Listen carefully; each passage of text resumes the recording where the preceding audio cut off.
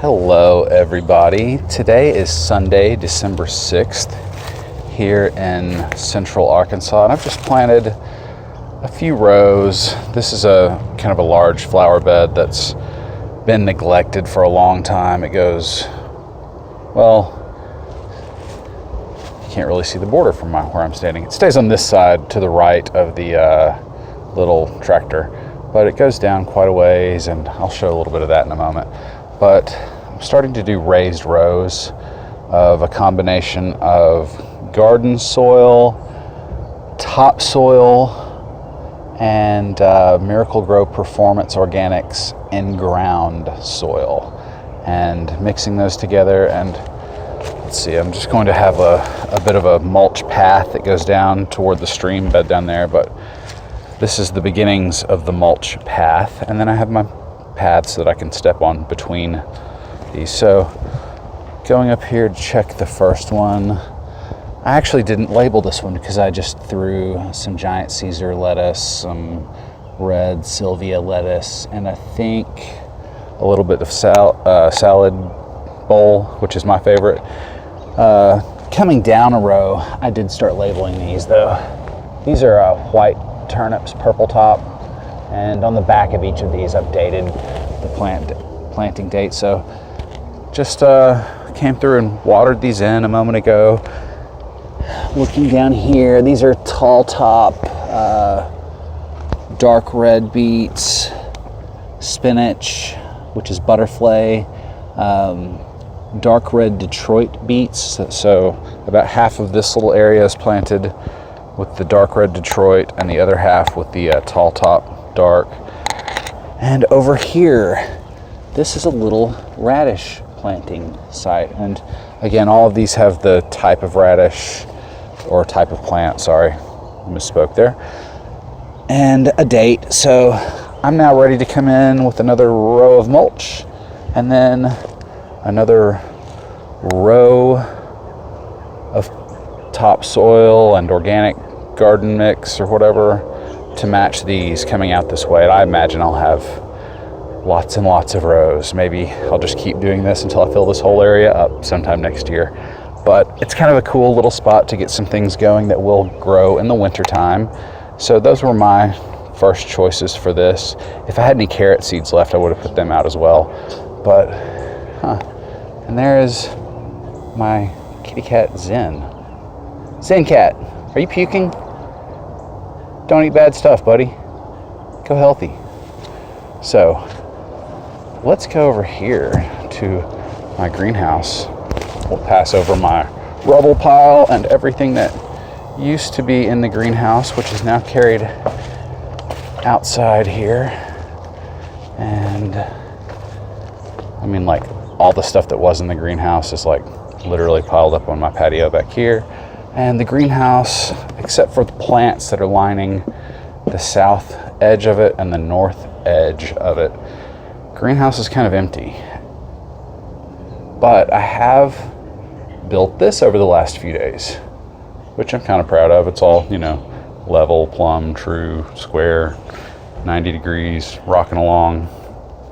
And I just started my decking, and I realized, oh wow, that's kind of too wide of a span here.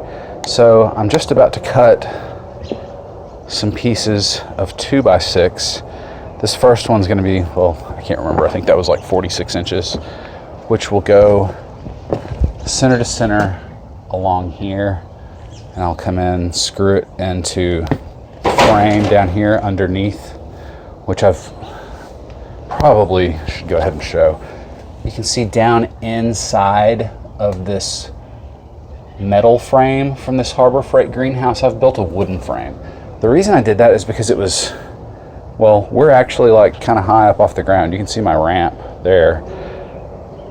I had to do that to get the thing level. So I started with the highest corner over there, raised this corner up, put a level across to make sure it was high enough. It happened to be the exact height of a paint can. And I think there's still another paint can sitting down in there, which is still holding just one little chunk of this up.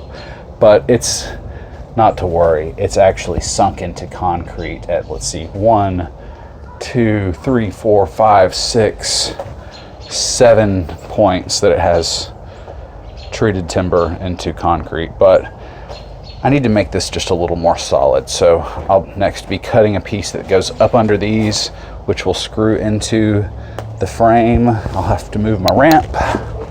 That's okay. And it might even get a, nah, I won't go through the metal. I'll just screw it from the inside. And once I've got that in place, then it's not like this is bouncy. I just tested it. Maybe I'm 150 pounds, but maybe for somebody a little heftier, it would be bouncy.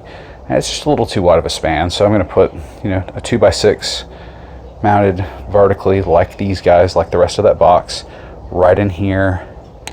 One for that area, one for that area. And then I'll start moving along with my decking. But this is cool because this is the first time I've stood on any pieces of decking in here. I started this project a week ago. There's my little heater and fan that really, the reason I'm doing this is because, one, it was dangerous to walk in here, but two, I'm ready to run electricity, and I didn't want to just hang an electrical box on the brick or something. I'm building frames and such.